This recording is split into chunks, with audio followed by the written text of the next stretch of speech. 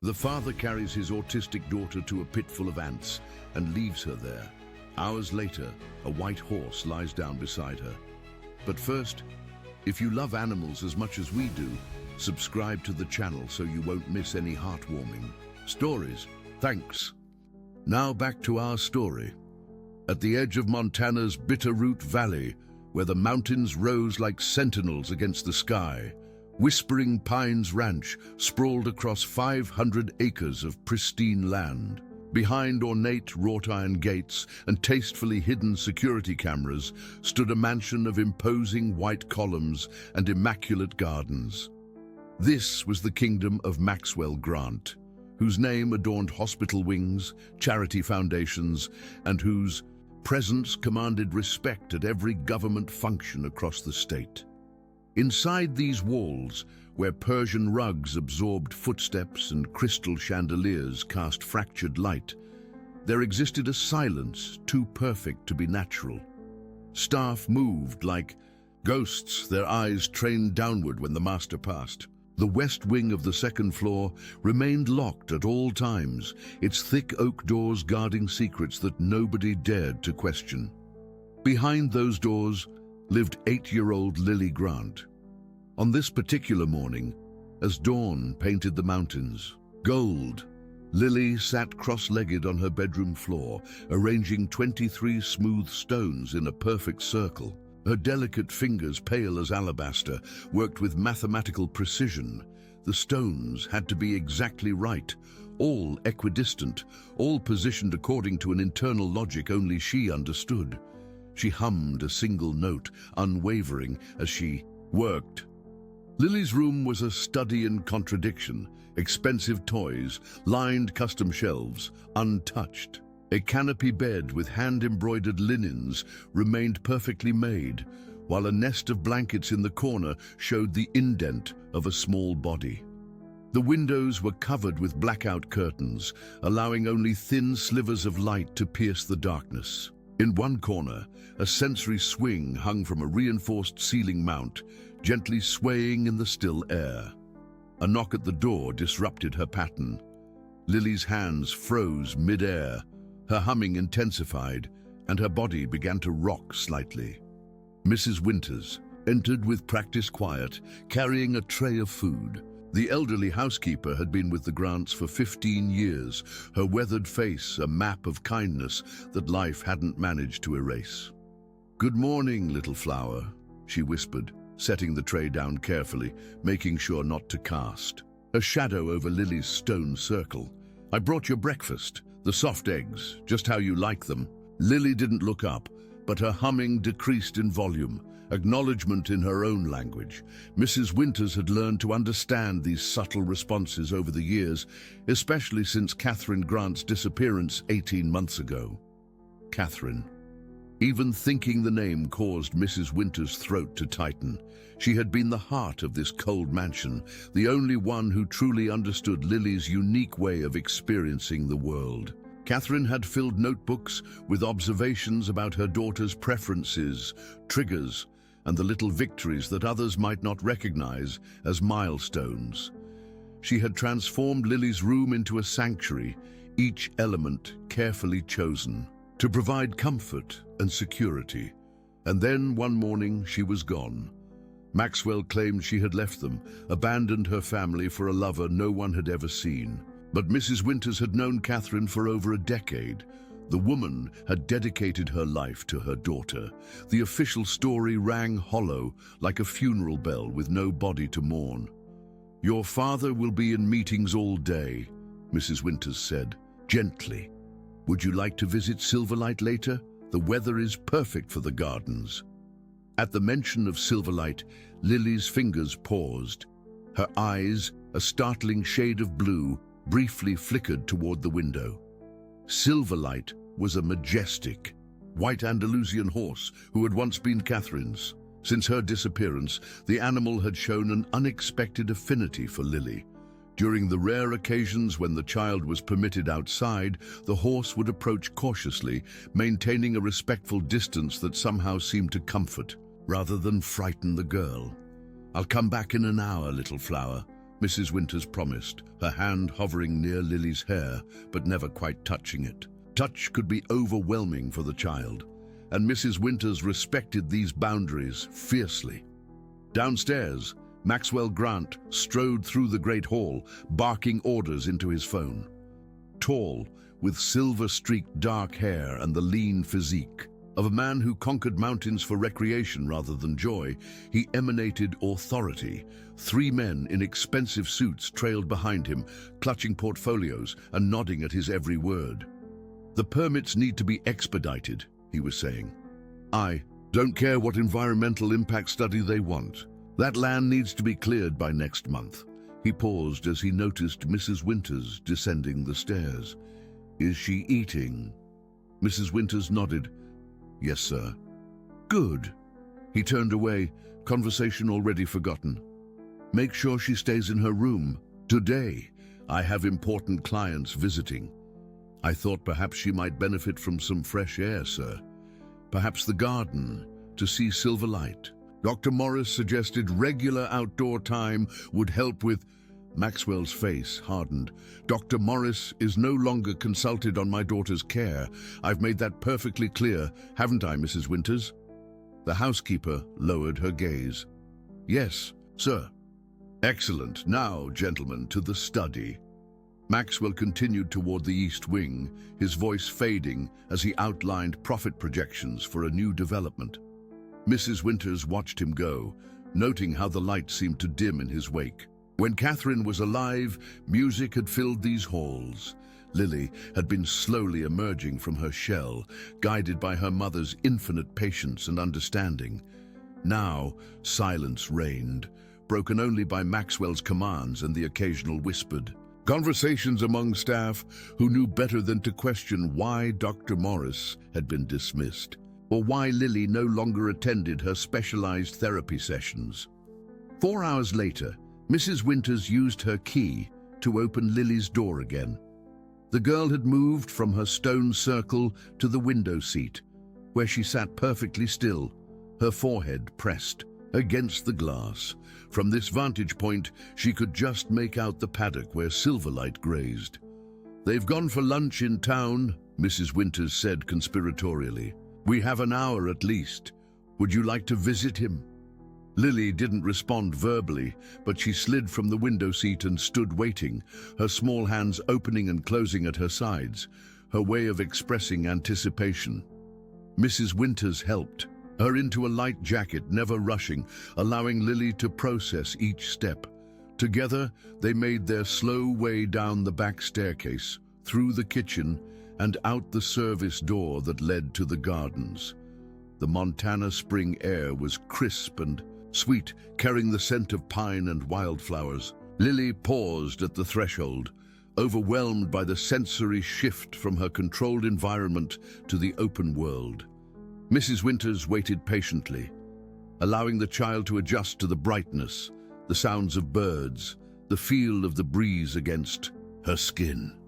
After several minutes, Lily began to walk, following the stone path that wound through Catherine's rose garden toward the paddock. Her steps were measured, her gaze focused on the white shape in the distance.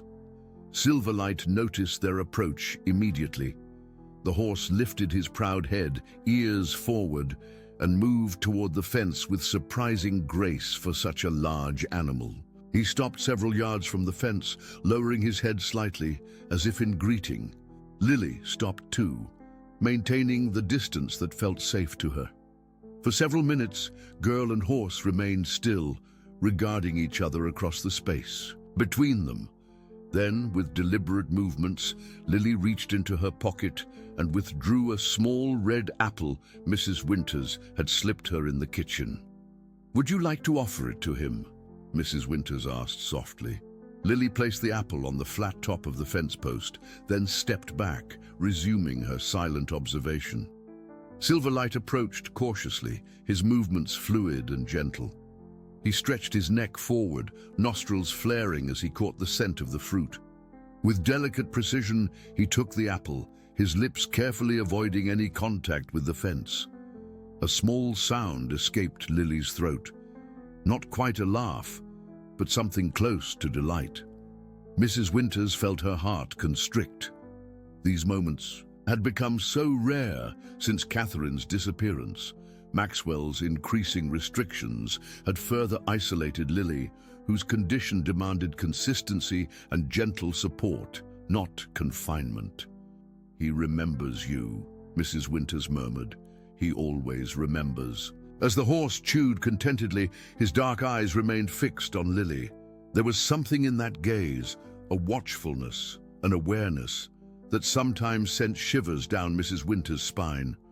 It was as though the animal perceived something in Lily that others missed, a connection that transcended the need for words or touch. The peaceful moment shattered at the sound of tires on gravel. Maxwell had returned early. "We must go back," Mrs. Winters whispered urgently, her heart racing. "Quickly now, little flower." But Lily remained rooted to the spot, her gaze locked with Silverlight's. The horse had gone still too, his ears swiveling, toward the sound of approaching footsteps. "What is the meaning of this?" Maxwell's voice cut through the air like a whip. He strode toward them, his face flushed with anger. "I gave explicit instructions, Mrs. Winters." "Sir, the fresh air is good for her," the doctor said. "You are not paid to interpret medical advice," he snapped. "You're paid to follow my instructions." He grabbed Lily's arm, causing her to stiffen and begin to rock more rapidly. Silverlight's response was immediate and startling. The horse lunged forward, stopping just short of the fence, his ears flat against his head, nostrils flared. A warning. For a moment, Maxwell seemed taken aback by the animal's reaction. His grip on Lily's arm loosened slightly. "Get that beast under control," he muttered. "And consider this your final warning, Mrs. Winters. One more act of insubordination, and you'll join the others I've had to let go." He turned away, pulling Lily with him toward the house. The child went rigid, her feet dragging against the path as her breathing became rapid and shallow, the beginnings of distress. Mrs. Winters watched helplessly as Maxwell lifted Lily bodily and carried her toward the house, ignoring her increasing distress. Behind her, Silverlight paced the fence line, his eyes never leaving the small figure being carried away. Something was changing at Whispering Pines Ranch. Mrs. Winters could feel it in the air, in the increasingly erratic behavior of Maxwell Grant, in the growing isolation of little Lily. The elderly housekeeper gazed up at the imposing mansion, with its perfect symmetry and manicured grounds, and felt a chill that had nothing to do with the mountain breeze. Behind her, Silverlight stood at attention, his white coat gleaming in the afternoon sun, his watchful gaze fixed on the door where Lily had disappeared, waiting, watching, like a guardian who understood more than any human suspected. The following weeks brought change to Whispering Pines Ranch, like a slow-moving storm. It began with small disruptions. 3 groundskeepers dismissed without explanation, security cameras installed in previously unmonitored areas, and hushed conversations that fell silent whenever anyone approached.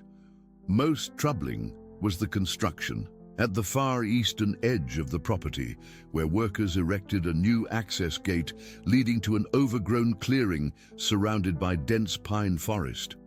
Tom Fletcher, the ranch's elderly stable master who had cared for the Grant family horses for over 20 years, noticed these changes with growing unease. Unlike the younger staff who avoided asking questions for fear of losing their jobs, Tom's age and long service afforded him a certain immunity, or so he believed.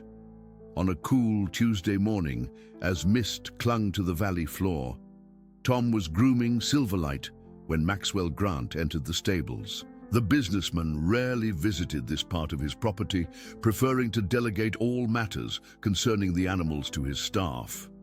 "Mr. Grant," Tom acknowledged, continuing his gentle strokes along the horse's flank. "Something I can help you with today?" Maxwell surveyed the stable with clinical detachment. "I'm considering selling the horses, Tom. They're an unnecessary expense." Tom's hand stilled mid-stroke. "All of them, sir?" Perhaps I'll keep one or two for appearances. Investors expect a certain image when they visit a Montana ranch. Maxwell's eyes settled on Silverlight. But this one, this was Catherine's. Horse. The name hung in the air between them, charged and dangerous. Silverlight's a fine animal, sir. Gentle disposition, excellent bloodlines. Be ashamed to sell him. Tom kept his tone neutral, though his weathered hands betrayed his tension as they gripped the brush. Sentimental about an animal, Tom? Maxwell's smile didn't reach his eyes. I would have expected more pragmatism from a man of your experience. Not sentiment, sir. Good business. An Andalusian of his quality would cost triple to replace. Maxwell seemed to consider this, his gaze moving from the horse to the paddock visible through the stable door. I've noticed him behaving strangely, standing by the fence for hours, watching the house. Horses are creatures of habit, Mr. Grant. Mrs. Grant used to visit him daily. Tom paused, weighing his next words carefully. Miss Lily seems to have taken a shine to him too. Maxwell's expression hardened. My daughter's condition requires a controlled environment, not interaction with unpredictable animals. With respect, sir, animals can sometimes reach people when humans can't. I've seen it many times over the years. Are you a child psychiatrist now, Tom? Or merely presumptuous enough to think you understand my daughter's needs better than I do? Maxwell's voice remained even, but ice had crept into his tone. No, sir, just sharing an observation. Your observations would be better limited to the animals under your care. Maxwell checked his watch. You've been with us a long time, Tom. I'd hate to think you're becoming complacent. The threat, though veiled, was unmistakable. Tom nodded once, resuming his grooming of Silverlight. Yes, sir. After Maxwell left, Tom leaned against Silverlight's warm side, his heart pounding despite decades of practiced calm around difficult horses and even more difficult owners. Something was very wrong at Whispering Pines. The stable, Master had known Catherine Grant, a kind woman who had spoken to him often about her hopes for Lily, her strategies for helping the child navigate a world that overwhelmed her sensitive system. Catherine would never have abandoned her daughter, regardless of what Maxwell claimed. What do you know, old boy? He murmured to Silverlight. What are you watching for? As if in answer, the horse turned his head toward the massive house on the hill, his dark eyes fixed on a particular second-floor window. Inside that window, Lily Grant sat in her customary spot, small hands pressed against the glass. 3 days had passed since her brief escape to the gardens, and Mrs. Winters had been replaced by a stern-faced nurse named Ms. Kramer, who kept the door locked and reported Lily's every movement to Maxwell. The change in routine had triggered a regression in Lily's behavior. She refused food, spent hours rocking in the corner of her room, and had dismantled her carefully arranged stone circle, scattering the pieces across the floor in a rare display of distress. Miss Kramer documented these behaviors clinically, without offering comfort or attempting to understand the cause. Your father expects you to eat, Lily, she would say, placing the tray of food just inside the door. I'll return in 30 minutes. If the food isn't consumed, I'll have to report it. On this particular morning, as Lily watched Silverlight, in the distance, Ms. Kramer entered with a different message. Your father wishes to see you this afternoon, Lily. We'll need to get you properly dressed. Lily didn't respond, didn't turn from the window, but her fingers curled slightly against the glass, the only outward sign of her internal turmoil. Her father rarely sought her company, and when he did, it usually meant disruption. New doctors with cold hands and bright lights, new routines imposed without explanation, new restrictions that further diminished her already small world. 3 hours later, wearing a stiff dress that scraped against her sensitive skin, Lily was led down the grand staircase to Maxwell's study. The massive oak door stood open, revealing Maxwell in conversation with a thin man in a grey suit. Papers were spread across the desk between them, figures and graphs visible even from the doorway. "Come in, Lily," Maxwell called, his voice carrying the forced cheerfulness he used in public settings. "There's someone I'd like you to meet." Lily remained in the doorway, her body rigid with anxiety. New people meant new sensory input, unpredictable sounds, smells, movements that her mind struggled to process. "This is Dr. Landon," Maxwell continued, gesturing the man forward. "He's going to be helping us with your special needs." Dr. Landon approached slowly, crouching to Lily's eye level. "Hello, Lily. Your father tells me you've been having a difficult time lately." Lily's gaze remained fixed on the floor, her breathing becoming shallow. "Dr. Landon runs a specialized facility for children like you," Maxwell explained, his tone suggesting he was speaking more for the doctor's benefit than his daughter's. "A place where you can receive proper care, away from distractions." The doctor nodded. "We focus on structure and compliance training, Mr. Grant. Many parents find that our methods achieve results where conventional approaches have failed." Lily's previous doctors were too focused on accommodation rather than progress, Maxwell replied. "I believe a more rigorous approach is warranted." As the men continued their discussion, Lily's attention drifted to the window behind Maxwell's desk. From this angle, she could just make out the corner of the paddock where Silverlight often stood. Her fingers moved at her sides, tracing invisible patterns that brought comfort in a world suddenly shifting beneath her feet. "We could begin with an evaluation as early as next week," Dr. Landon was saying. "Our facility in Idaho has an opening." "Idaho?" Ms. Kramer interjected, speaking for the first time. "I understood the girl would remain here under my supervision." Maxwell's expression cooled. "Your services will no longer be required once arrangements are finalized, Ms. Kramer. You'll receive appropriate compensation, of course." "I see." Ms. Kramer's lips thinned into a tight line. "Then I should probably mention that I've observed some concerning patterns in the child's behavior. Specifically, her reactions when your name is mentioned, Mr. Grant. Classic signs of fear. Response." The room temperature seemed to drop several degrees. Maxwell's smile remained fixed, but his eyes hardened. "Ms. Kramer, I believe you've misinterpreted normal autistic behaviors as something more sinister, a common mistake among those with limited training." "Perhaps," Ms. Kramer conceded, though her posture remained defiant. "Still, I would be remiss not to mention it. Your conscientiousness is noted," Maxwell replied, his tone dismissive. "That will be all for now. Please take Lily back to her room while Dr. Landon and I finalize the details." As Ms. Kramer led Lily from the study, the girl cast one last glance toward the window, toward the distant paddock where her silent friend waited. Something fundamental was changing, some pattern being irrevocably broken. She could feel it in the tension vibrating through the house, in the unfamiliar cadence of her father's voice, in the way the new doctor had looked at her, not as a person, but as a problem to be solved. Back in her room, Lily went straight to the window seat, pressing her forehead against the cool glass. In the distance, Silverlight stood at attention by the fence, his white coat luminous against the darkening sky. Even from this distance, it seemed as though he was looking directly at her window. Ms. Kramer observed this with narrowed eyes. "You like that horse, don't you?" Lily didn't respond, but her breathing slowed slightly, calmed by the familiar sight. "Your mother's horse, I'm told." Ms. Kramer moved closer to the window, studying the animal with clinical interest. Strange how he always stands there watching. The house. For the first time since entering the room, Lily turned to look at Ms. Kramer.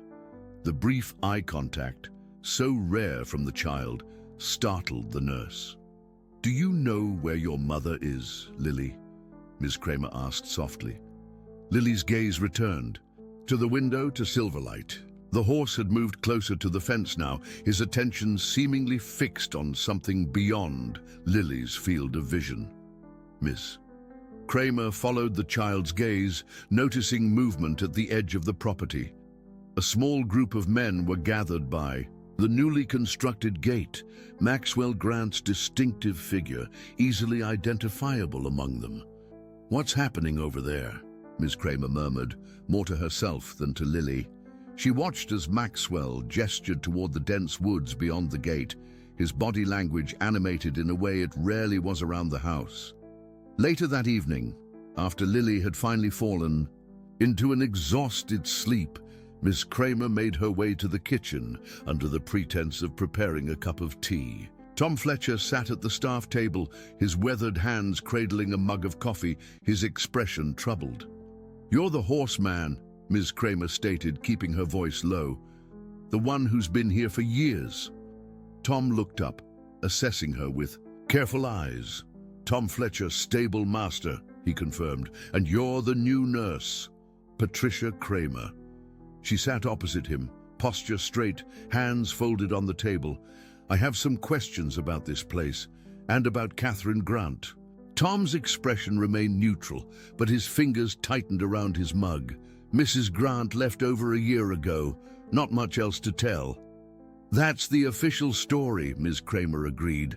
"But I've worked with special needs children for 15 years, Mr. Fletcher. No mother I've ever known, especially one who kept the detailed care notes I found in Lily's room, would abandon her child, particularly not one with Lily's specific needs." "Careful, Ms. Kramer," Tom warned quietly. "Questions like that have led to sudden departures around here." "I'm already departing, it seems. Mr. Grant is sending Lily to some facility in Idaho, a place that focuses on compliance training." Her distaste was evident in her tone. Tom set his mug down slowly. "When?" "Soon. The paperwork is being finalized." Ms. Kramer leaned forward slightly. "There's something else. I've noticed Maxwell making trips to that new gate at the eastern property line. Do you know what's back there?" "Old growth forest, mostly. Leads to a ravine that runs along the property boundary." Tom's eyes met hers, conveying more than his words. "Not much reason for anyone to go there. Rough terrain, dangerous in places, deep erosion pits from years of water runoff." Ms. Kramer processed this information, something cold settling in her stomach. "That white horse, Silverlight, he watches the house constantly, specifically Lily's window. He was Catherine's." Tom's voice softened. "Smart animal, loyal. Too loyal to let his rider leave without him?" Ms. Kramer suggested quietly. Tom's weathered face revealed nothing, but he didn't contradict her. "Some animals have instincts we can't explain," he said carefully. "Silverlight's been restless since Catherine disappeared, spends hours watching the house, the property line. Sometimes he follows Maxwell when he thinks no one's watching." Outside, thunder rumbled in the distance. A storm was moving in from the mountains, bringing with it the promise of heavy rain and wind. Both Tom and Ms. Kramer gazed out the kitchen window, where darkness had enveloped the ranch, transforming the manicured grounds into formless shadows. In the paddock, barely visible in the gloom, Silverlight remained. Standing, his white coat a ghostly beacon in the gathering night, his vigilant gaze fixed on the house where Lily slept, unaware of the forces gathering around her, like the approaching storm. "I don't believe in coincidences, Mr. Fletcher," Ms. Kramer said finally. "And I don't believe Catherine Grant abandoned her daughter." Tom's eyes, when they met hers, held the weight of unspoken knowledge. "Neither do I, Ms. Kramer. Neither do I." Rain lashed against the windows of Whispering Pines Ranch, turning the manicured gardens into a sodden blur. 3 days had passed since Maxwell's meeting with Dr. Landon, and the tension within the mansion had grown palpable. Staff spoke in whispers, casting furtive glances at their employer as he stalked the hallways, making phone calls at odd hours and disappearing for long stretches without explanation. In the eastern paddock, Silverlight stood steady, despite the downpour, water streaming from his white coat. The stable hands had attempted to bring him in twice, but the horse had refused, planting his hooves firmly at the fence line closest to the house. Tom Fletcher had eventually ordered them to leave the animal be. "He's watching for something," the old stablemaster murmured to himself, observing from the shelter of the barn doorway. "Or someone." Inside the mansion, Lily sat cross-legged, on her bedroom floor, hands pressed against her ears. The storm overwhelmed her sensitive hearing, each crack of thunder a physical assault that sent tremors through her small frame. Ms. Kramer had placed noise-cancelling headphones beside her, but Lily had pushed them away. The nurse had noticed that the child seemed increasingly alert, her usual repetitive behaviors replaced by a watchful stillness that was somehow more concerning. A sharp knock at the bedroom door made Ms. Kramer start. She opened it to find Maxwell, standing there, his expensive suit exchanged for waterproof outdoor clothing. "I need Lily ready in 20 minutes, he announced without preamble. "Dr. Landon is meeting us at his facility this evening." Ms. Kramer's spine stiffened. In this weather, surely it would be better to wait until the storm passes. "The arrangements have been made," Maxwell replied coldly. "Pack essentials only. The facility provides everything else. Mr. Grant, Lily is extremely sensitive to storms. Forcing her to travel now could trigger a severe episode. Your concern is noted, Ms. Kramer, but unnecessary. I've arranged sedation for the journey if required." Ms. Kramer glanced at Lily, who hadn't moved, but whose rocking had intensified. "Sir, with all due respect, I strongly advise against this. At minimum, we should wait until morning when... Your advice is neither requested nor valued," Maxwell cut her off. 20 minutes. Have her ready or clear your belongings from the staff quarters before noon tomorrow." After he left, Ms. Kramer knelt beside Lily. "I need to help you get dressed for a trip," she explained gently, knowing the child might not comprehend her words, but hoping her calm tone would provide some comfort. "I'll be quick and careful."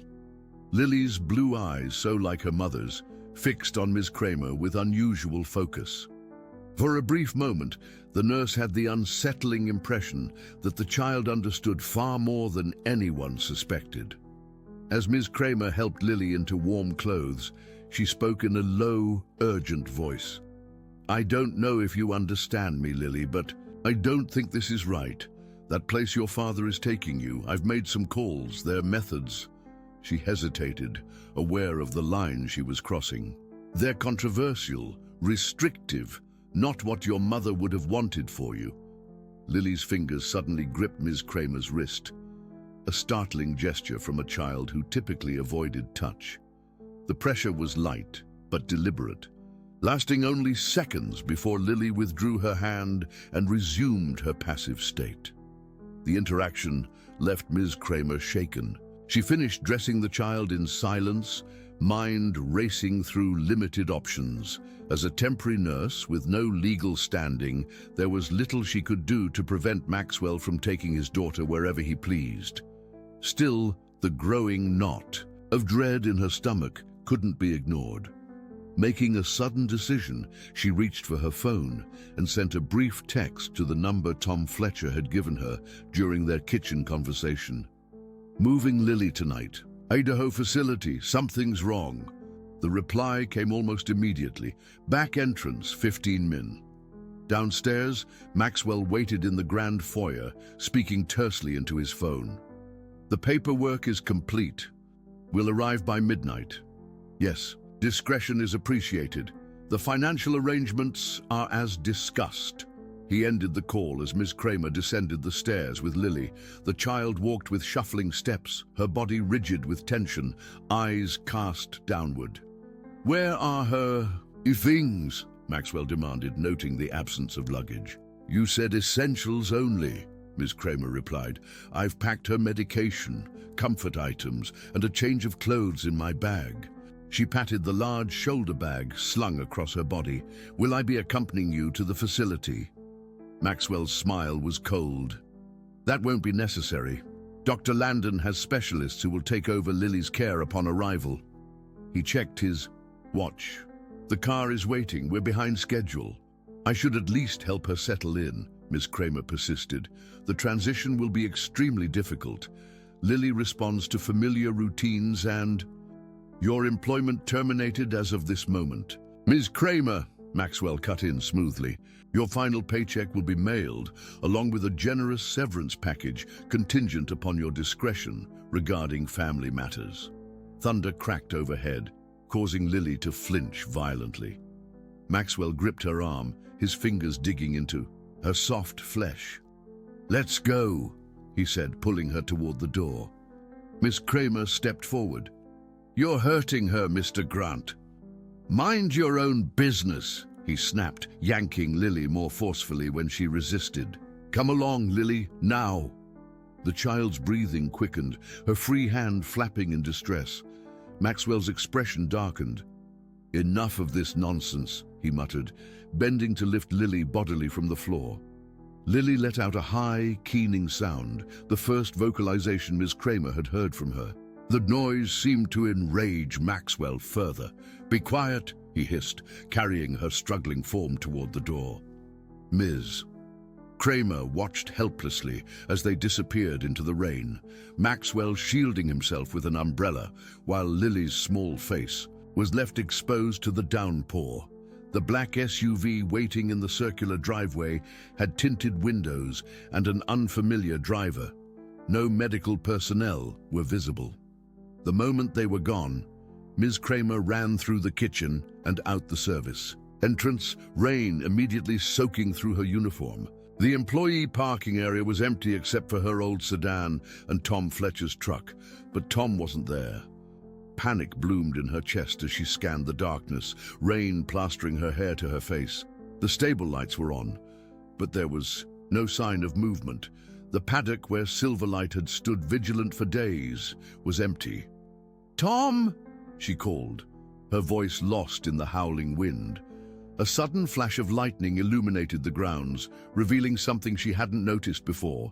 Tire tracks leading not toward the main road, but toward the eastern gate, the one Maxwell had recently installed. Miss Kramer hesitated only briefly before running to her car. As she turned the key, her phone buzzed with a text from Tom. Follow, but stay back. East gate. She pulled out slowly, headlights off despite the treacherous conditions, and followed the muddy drive around the edge of the property. The rain made visibility nearly impossible, but she could just make out the taillights of the SUV ahead, moving slowly along the perimeter road toward the eastern boundary. What are you doing, Maxwell? She whispered, a chill that had nothing to do with her wet clothes seeping into her bones.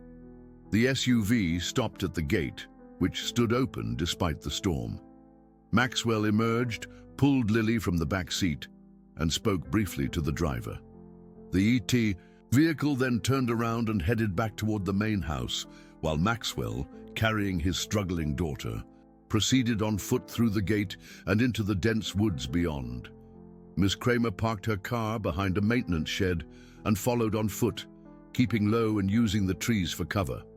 The ground was treacherous, slick with mud and pine needles, pockmarked with holes that filled rapidly with rainwater. She stumbled several times, mud coating her uniform, branches scratching her face. Maxwell moved with surprising confidence through the dark forest, seemingly following a path only he could see. Lily had gone limp in his arms, her initial resistance replaced by the shutdown response Ms. Kramer recognized from her years working with overwhelmed autistic children. After nearly 15 minutes of difficult terrain, the trees thinned, revealing a small clearing illuminated by another flash of lightning. Ms. Kramer crouched behind a fallen log, heart pounding as she watched Maxwell approach what appeared to be a large depression in the ground. A natural pit formed by years of erosion, its sides steep and slick with rain-soaked soil. To her horror, Maxwell set Lily down at the edge of this pit. The child stood motionless, rain pouring over her small form, her special clothes now soaked and mud-splattered. I can't do this anymore, Maxwell's voice carried on the wind, a confession meant for no one. You're too much like her. Every time I look at you, I see her accusation, her judgment. Lily didn't respond, didn't move. Her blue eyes, so startlingly like her mother's, stared up at her father with an expression Ms. Kramer couldn't interpret from a distance. She was going to take you away, Maxwell continued, his voice cracking. Said I wasn't fit, that my priorities were wrong. She threatened to expose everything, the environmental violations, the bribes, everything I built. His laugh was brittle. She didn't understand what it takes to create a legacy. Ms. Kramer's blood ran cold. The pieces were falling into place with sickening clarity. She wouldn't listen to reason, Maxwell said, his voice dropping to a near whisper that Ms. Kramer strained to hear over the storm. I didn't mean for it to happen, but she fell. Right. Here. She fell. Lily's head tilted slightly, her gaze dropping to the pit before her. Even in the dim light, Miss Kramer could see the child's body trembling, from cold, from fear, or perhaps from some deeper understanding. Dr. Landon doesn't exist, Maxwell admitted, running a hand through his rain-soaked hair. There is no facility in Idaho. There's only this, the same solution. It was an accident with her, but with you, I have no choice. Ms. Kramer had heard enough. She rose from her hiding place, prepared to rush forward, to scream, to do anything to stop what was unfolding. But before she could move, a sound cut through the storm, the thunder of hooves on wet earth. Silverlight burst into the clearing, his white coat gleaming like a ghost in the darkness. Tom Fletcher. On his back, the stablemaster's face was grim, determined, as he urged the powerful animal directly toward Maxwell. Maxwell turned at the sound, his expression shifting from shock to fury. Fletcher, what the hell do you think? His words were cut short as he stumbled backward, startled by the charging horse. His foot slipped on the rain-slick edge of the pit, arms windmilling as he fought for balance. The next moments unfolded in slow motion for Ms. Kramer, Maxwell losing his battle with gravity, his body tipping backward into the same pit he'd brought his daughter to, his scream of rage and terror as he disappeared into the darkness below. Silverlight skidded to a halt just short of the depression, nostrils flaring, sides heaving. Tom dismounted swiftly, dropping to his knees beside Lily, who hadn't moved from her spot by the edge. Lily, he said gently, not touching her, but positioning himself between her and the pit. Lily, you're safe now. Miss Kramer rushed forward, mud splashing beneath her feet. Is she hurt? She called over the storm. Tom looked up, relief washing over his weathered features. She's in shock, I think. We need to get her warm and dry. He glanced toward the pit, where Maxwell's curses and the sounds of struggle could be heard. He's alive. The rains turned that hole into a mud pit, but it's not deep enough to kill him. What about Catherine? Ms. Kramer asked, the implications of Maxwell's confession still reverberating through her mind. Tom's expression darkened. If what he said is true. He shook his head. We need to call the sheriff. But Lily comes first. As they spoke, Silverlight approached Lily, his movements deliberate and gentle. The massive horse lowered his head to the child's level, blowing softly through his nostrils. To Ms. Kramer's astonishment, Lily reached out a trembling hand and placed it against Silverlight's muzzle, the first voluntary touch she'd witnessed from the child. He's been watching over her, Tom said softly, ever since Catherine disappeared. It's like he knew. Silverlight remained perfectly still as Lily leaned against his solid warmth, her small body seeking comfort from the animal when human touch was too overwhelming. The horse's dark eyes seemed to hold a knowing beyond instinct, a vigilance born of loyalty that transcended the barriers between species. We should try to get Maxwell out, Ms. Kramer said, though her voice lacked conviction.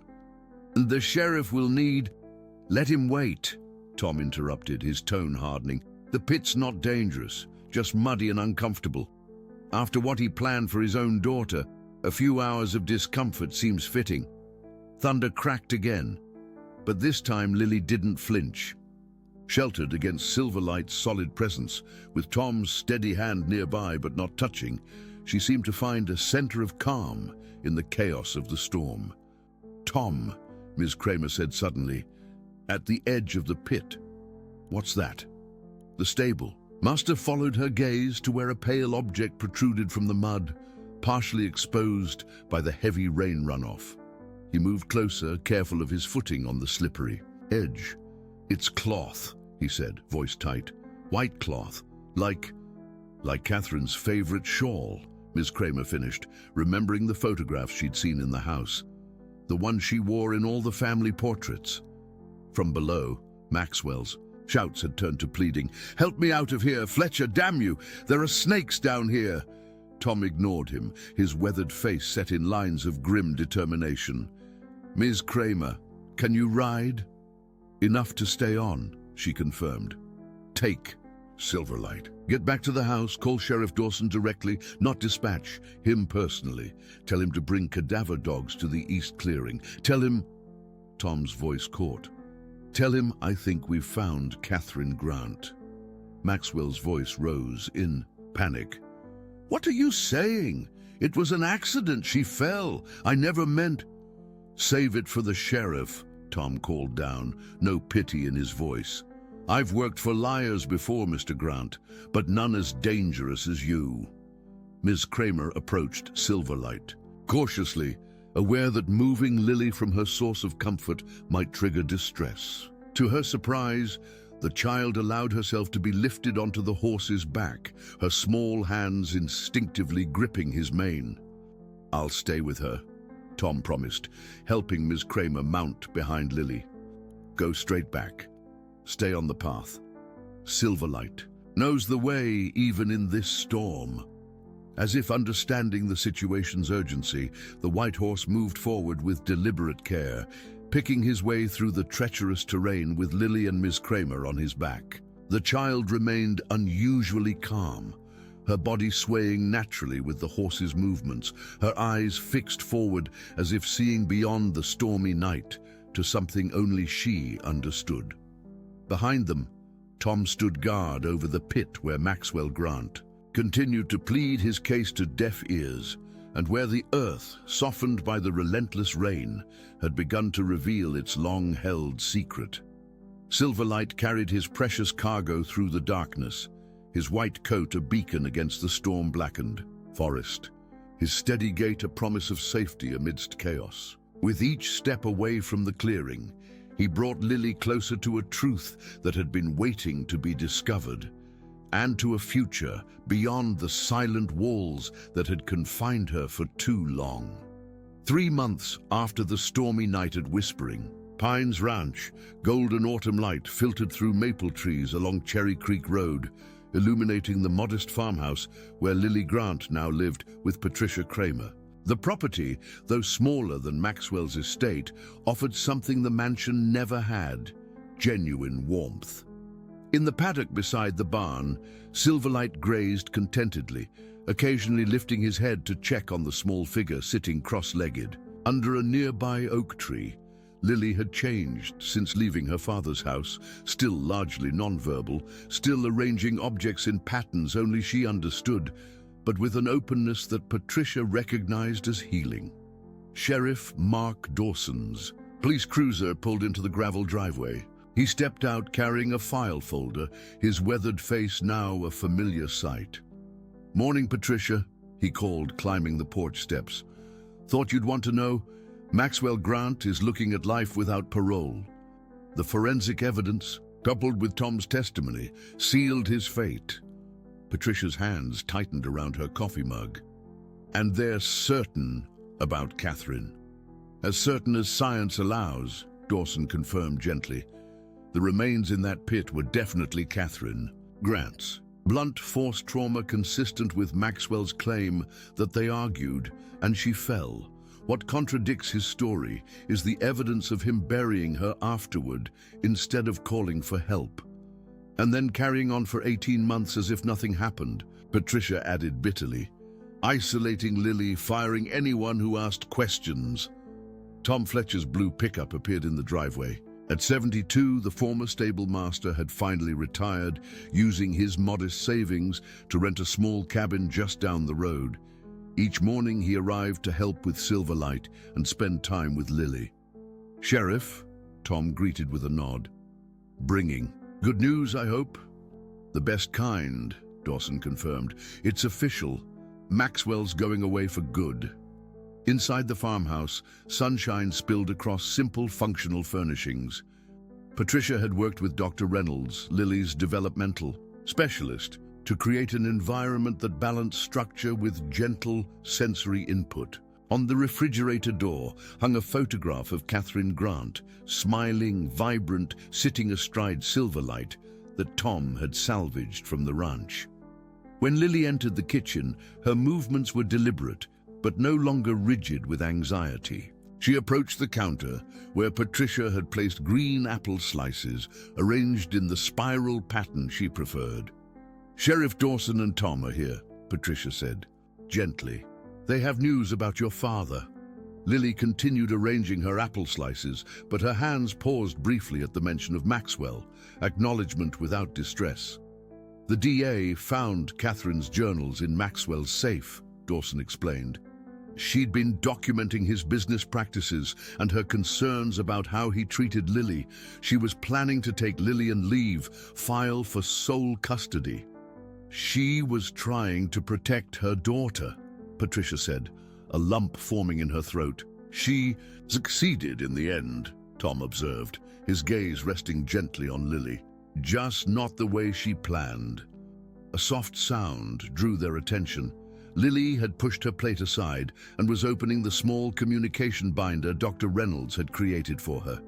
With deliberate movements, she pointed to a photograph of her mother, then to an image of Silverlight, and finally to a picture of an eye. "Watching," Tom translated softly. "You think your mama is watching through Silverlight?" Lily didn't confirm or deny this interpretation. She simply rose and walked to the refrigerator, where she stood looking at Catherine's photograph. 6 weeks later, on a crisp November morning, Patricia and Lily arrived at the county courthouse, where Judge Eleanor Harmon presided over their adoption hearing. Tom met them on the steps, dressed in his Sunday best. "This is a somewhat unusual proceeding," Judge Harmon began, her voice carrying unexpected warmth. "But then, this has been an unusual case from the beginning." Patricia squeezed Lily's hand gently. To her surprise, the child's small fingers remained twined with hers. Judge Harmon held up Lily's sketchbook, open to a drawing Patricia had never seen. 3 figures standing beside a white horse, a small girl with red hair, a taller woman with kind eyes, and a white-haired man with a weathered face.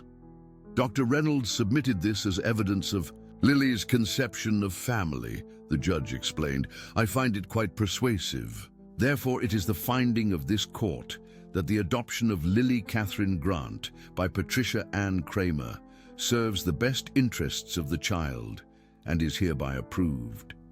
She smiled. "Furthermore, the court upholds its previous ruling regarding the horse known as Silverlight, confirming his status as therapeutic support essential to Lily's well-being." Sheriff Dawson approached with a camera. "How about a family picture for the occasion?" "Tom," Patricia called, "you're in this too." The old horseman shuffled forward awkwardly. "I'm not family, strictly speaking." "You are to us," Patricia insisted. As Dawson prepared to take the photograph, Lily suddenly reached into her pocket and withdrew a small white pebble from her windowsill collection. She examined it in the light streaming through the courtroom windows, then carefully placed it in Tom's weathered palm. "What's this for, little Lily?" he asked softly. Lily opened her communication binder, pointing first to family, then to remember, and finally to protect. Tom's voice grew husky. "That I will, little one, that I will." Back home, Lily added to her drawing, carefully tearing the page from her book and securing it beside Catherine's photograph on the refrigerator. The drawing now included a fourth figure, a woman with flowing hair and gentle eyes, standing slightly apart from the others, but connected by a golden thread to both Lily and Silverlight. Outside, Silverlight nickered softly from his paddock. Lily moved to the window, placing her palm against the glass as she had done countless times at Whispering Pines. But now, instead of watching from a distance, she walked freely to the door and stepped into the sunlight. Tom and Patricia watched from the porch as Lily approached the white horse who had kept watch through darkness and storm, who had stood as silent witness to both the worst and best of humanity. "Some creatures just see deeper than we do," Tom said simply. Silverlight never forgot who he was protecting or why. "Neither did you, Tom," Patricia replied, watching as Lily leaned her forehead against Silverlight's powerful neck. The autumn sun cast golden light across their sanctuary as Patricia reflected on their journey, how Catherine's had ended tragically, how Maxwell's had twisted into darkness, how her own had led unexpectedly to this child who communicated in her own unique language of silence and symbols. And she thought about Silverlight, the silent guardian who had watched and waited, who had refused to abandon his post even when all seemed lost, who had, in his own wordless way, ensured that truth would eventually emerge from shadows, that justice would find its path, that Lily would find her way home. Not to a mansion of cold marble and secrets, but to a modest farmhouse filled with understanding and patience, not to isolation, but to a family created not by blood, but by choice, the most powerful bond of all. If Lily and Silverlight's story touched your heart, don't miss our next emotional tale of courage, connection, and the unbreakable bonds that form between those who need each other most. Subscribe to our channel, leave a like, and share in the comments which moment moved you deepest. Remember, even in our darkest moments, silent guardians may be watching over us, waiting for the perfect moment to make their presence known.